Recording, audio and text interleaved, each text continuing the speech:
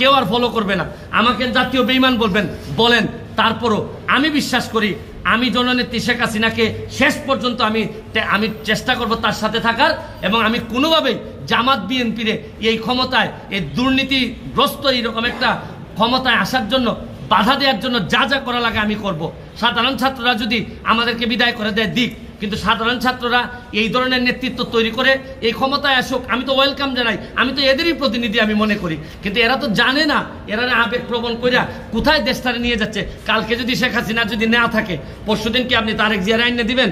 আপনি কি কারে দিবেন? এই যে 14 জন আর 100 জন সমন্বয়ক আছে, তারা এসে ক্ষমতা নিক, তারা তো ক্ষমতা নিতে পারবে না। তারা কার কাছে নিয়ে ক্ষমতা দিবে এইটাই তো আমি বুঝতে পারি না।